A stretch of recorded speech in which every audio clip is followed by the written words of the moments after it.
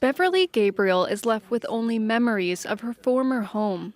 The sprawling 6-bedroom, 6-bathroom residence stood at the corner of Park Street and Cottage Road. For years, it was operated as a bed and breakfast known as Colby House. But in late November, the nearly 100-year-old structure was torn down by its new owners. You don't believe it at first. You don't believe that a house that is so beautiful and so pivotal in this community could be destroyed in a matter of hours. It's heartbreaking. Gabriel says the building hosted provincial dignitaries and people from around the world. It regularly opened for walkthrough tours that raised money for Christmas gifts for children. At one time, asbestos was found in the building, but Gabriel says it was remediated by licensed contractors. When she and her husband sold the building in 2020, Gabriel says it passed all the necessary inspections to run as a B&B. Someone should have asked the question, why? Because I'm still trying to figure out why. And I can't. There's no good reason why you would destroy a perfectly good house.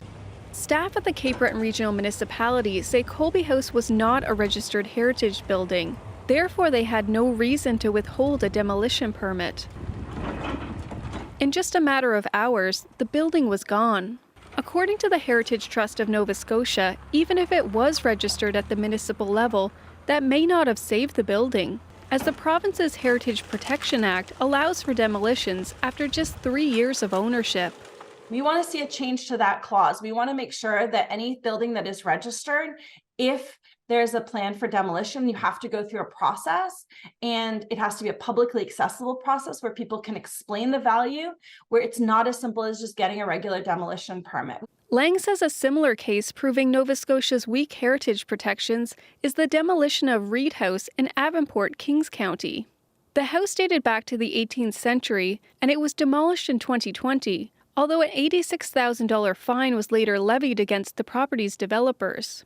Lang says those fines are too small to act as a deterrence. In an email, the Department of Communities and Culture says it will consider any changes to better protect heritage structures.